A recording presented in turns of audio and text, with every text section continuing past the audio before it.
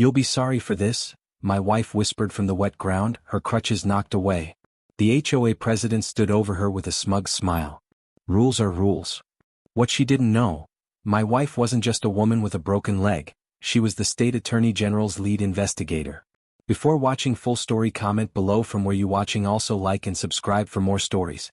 I'll never forget the sound of my wife's scream as she fell to the wet ground. It was raining that Tuesday morning, and Sarah was carefully walking down our front steps on her crutches when Patricia Winters, the bossy HOA president everyone called Karen behind her back, deliberately knocked her crutch away. "If you can't follow our rules, maybe you shouldn't live here," Patricia had shouted just moments before, pointing angrily at our garden gnomes. "The rules clearly say no lawn decorations." Sarah had tried to explain that she was late for work and would deal with it later, but Patricia stood directly in her path. When Sarah tried to move around her, Patricia's hand hit the aluminum crutch supporting Sarah's weight. In the emergency room, doctors confirmed our fears. The metal rods in Sarah's leg, still healing from her car accident 3 months earlier, had moved. She would need another surgery. As my wife lay in the hospital bed, tears of pain rolling down her face, I expected her to be heartbroken. Instead, I saw something else in her eyes, a determined anger I recognized from her 12 years working for the state attorney general's office. "Michael," Sarah whispered, reaching for my hand. "Bring me my laptop. That woman has no idea who she just attacked."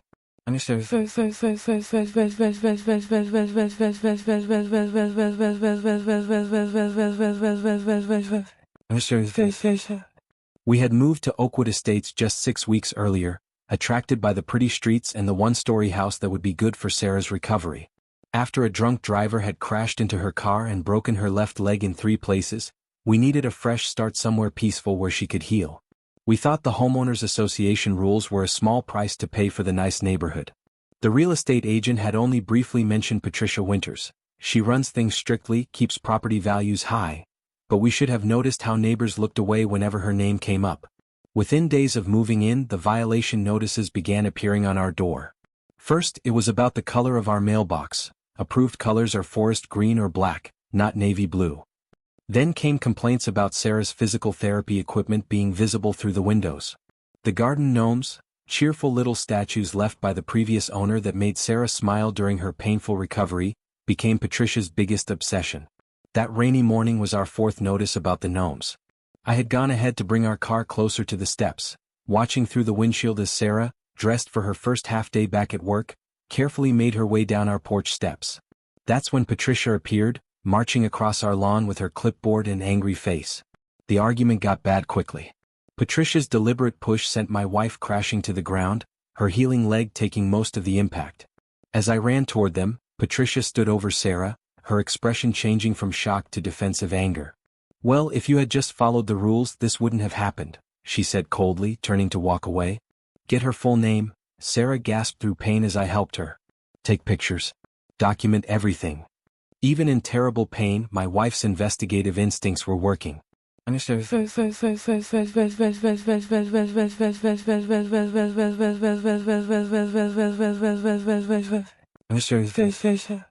"You won't believe this," Sarah said from her hospital bed that evening, her laptop on her uninjured side. Her fingers had been typing for hours, seemingly forgetting her pain as determination took over. "Patricia Winters isn't just a strict HOA president. She's the main suspect in a case I've been following for months." She turned the screen toward me, showing official Attorney General documents. "Oakwood Estates HOA has been under investigation for fraud, stealing money, and discrimination." The case stopped when witnesses became too scared to testify. I stared at the screen in shock. "Are you saying we accidentally moved into the neighborhood you've been investigating?" Sarah nodded grimly. "The investigation was given to someone else after my accident. But look at this pattern." She showed me property records revealing dozens of homes that had been taken away for HOA violations, then bought by fake companies, fixed up, and sold for huge profits. Patricia and her husband Thomas are behind it all. They target elderly people and immigrants mainly, people who either don't understand their rights or don't have money to fight back. They make up violations, charge outrageous fines, then take the houses when residents can't pay. Her eyes met mine, burning with purpose despite the pain. She picked the wrong disabled person to bully. The next morning, Sarah called her boss, the Deputy Attorney General. By afternoon, she had been put back in charge of the case, with resources and support that weren't available before. Patricia's attack on a state official had just made the investigation a top priority. "I need you to be my eyes and ears," Sarah told me as she began her extended recovery at home. "We need solid evidence, documented patterns, witness statements, everything we couldn't get before." And so our plan began. While Sarah worked with her office and built the legal case, I installed security cameras around our property. Pretending to be a friendly new neighbor, I started attending HOA meetings, secretly recording everything. Sarah contacted former neighbors who had lost their homes, building a network of witnesses now willing to come forward with the Attorney General's office fully involved. The stories were heartbreaking. Mrs. Rodriguez, an 83-year-old widow living 3 doors down, was about to lose her home over $3,700 in added-up fines. Originally for rose bushes her late husband had planted decades ago, then for not maintaining her lawn, when her arthritis prevented her from gardening. The Chen family had already lost their home after being fined for hanging traditional red decorations during Chinese New Year. Unauthorized exterior changes, Patricia had called them. The Chens now lived in a small apartment across town, their teenage son taken away from his school and friends. Former resident Eleanor Grayson, a retired schoolteacher, had been forced out after being unable to pay $12,000 in fines for an unapproved shade of white on her home's trim. The house was now owned by Patricia's adult son, completely renovated, and worth twice its previous value. Meanwhile, Patricia had no idea about our investigation and continued her harassment. She left notices about Sarah's physical therapy equipment being visible from the street, and complained about the medical transport service that sometimes helped Sarah to appointments. Each violation was another piece of evidence, carefully added to our growing file. "She's actually breaking federal law now," Sarah noted with satisfaction, documenting Patricia's harassment about her disability accommodations. "The Americans with Disabilities Act overrules any HOA regulation." 3 months passed as we gathered evidence and Sarah recovered. Sarah had another surgery to repair the damage from her fall, enduring physical therapy sessions that left her drenched in sweat and tears. But with each painful step, her determination grew stronger. The case file grew daily, financial records revealing a pattern of corruption that extended beyond just Patricia and her husband to the entire HOA board. When Sarah finally returned to work, now walking with a special cane, her first official act was to present the complete case to the state attorney general himself. "We have documented evidence of systematic fraud amounting to over $4.2 million, she told the room of senior officials. 27 illegally taken homes. Discriminatory practices targeting elderly and minority residents. And now, assault on a state official." She stood tall despite her injury, professional but with controlled anger. "I request permission to personally lead the enforcement action." The Attorney General, impressed by the thorough case Sarah had built, gave his immediate approval. The raid was planned for the following week, coordinated with state police and multiple divisions of the AG's office. On a clear fall morning, as Patricia conducted her regular violation patrol, 3 unmarked vans and 2 police cars pulled into Oakwood Estates. Neighbors watched through windows as Sarah, dressed formally with her investigator badge displayed, led a team of officials directly to the HOA office located in Patricia's converted garage. I watched from our driveway as Patricia turned the corner and froze at the sight of Sarah standing there, official warrant in hand, supported by her cane and a dozen law enforcement officials. "Patricia Winters," Sarah announced, her voice carrying across the suddenly quiet street, "I am lead investigator Sarah Mitchell with the State Attorney General's office. We have a warrant to seize all documents and electronic devices belonging to the Oakwood Estates Homeowners Association in connection with an investigation into fraud, embezzlement, discrimination, and assault." Patricia's clipboard fell to the ground.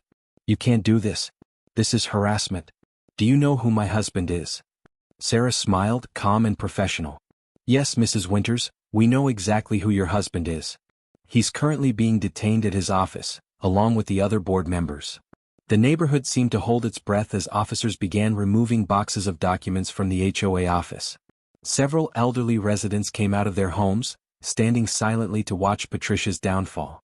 "You moved here to set me up," Patricia yelled, lunging towards Sarah. 2 officers quickly stepped between them. "Actually, Mrs. Winters," Sarah replied, her voice calm but loud enough for the gathering crowd to hear, "we had no idea about the connection when we bought our home. But you provided the final evidence we needed when you assaulted a state official and violated federal disability laws, all captured on our home security cameras." She leaned in slightly, her voice dropping. You know those garden gnomes you hated so much? Each one contained a recording device. Your repeated trespassing on our property to harass us about them provided excellent supplemental evidence. Patricia's face turned white as she was led away in handcuffs, still shouting threats that no one listened to. As the police car drove away, neighbors began to approach Sarah, first hesitantly, then in a flood of relief and gratitude. The investigation ultimately uncovered the full extent of the Winters scheme. Over 6 years they had illegally obtained 27 homes through fraudulent HOA foreclosures, making profits exceeding $4.2 million. The board members, facing serious charges themselves, quickly turned on each other, offering testimony in exchange for reduced sentences. But Sarah wasn't satisfied with just criminal charges. She led the creation of a restitution fund for victims, using assets taken from Patricia and Thomas Winters. Mrs. Rodriguez not only kept her home but received compensation for her emotional distress.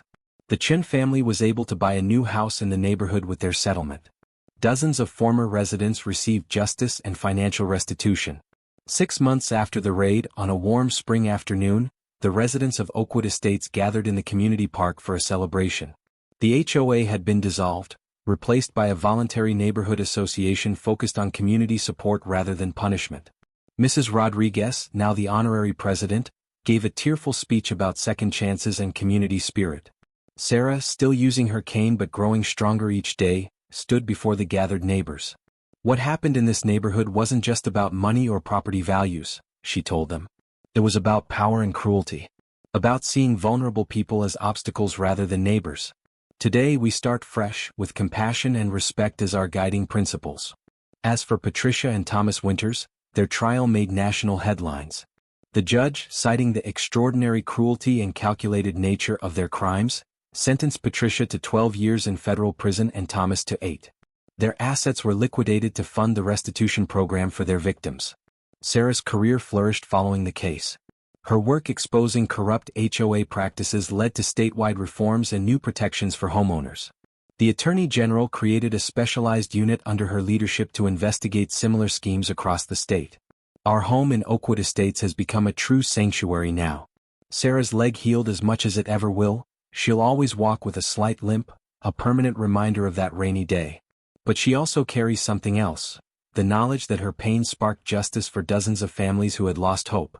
Sometimes, on quiet evenings, we sit on our porch surrounded by garden gnomes. Real ones now, not the surveillance kind. Neighbors stop by to chat, sharing stories and support. Mrs. Rodriguez brings her famous empanadas. The Chen family's son teaches neighborhood children Chinese calligraphy in the community center. Oakwood Estates has become what neighborhoods should be, a place where people look out for each other, where differences are celebrated, not punished. And if you look closely at our front yard, you'll notice a small hand-painted gnome near the steps. The neighbors pitched in to have it custom-made. It shows a tiny figure with a cane and a badge, standing tall and proud. Sarah laughs every time she sees it. From crutches to justice, she says, squeezing my hand. Sometimes life knocks you down just so you can see what needs to be fixed from ground level. As for me, I learned something too. Behind every cruel action is the belief that the target is powerless. Patricia never imagined that the woman on crutches would be her downfall. She never considered that the disability she mocked hid a strength she couldn't imagine. Justice doesn't always come quickly, but when it comes from an unexpected direction, it changes more than just individual lives. It transforms entire communities. And it all began with one woman who, even as she fell, was already planning how to rise and lift everyone else with her.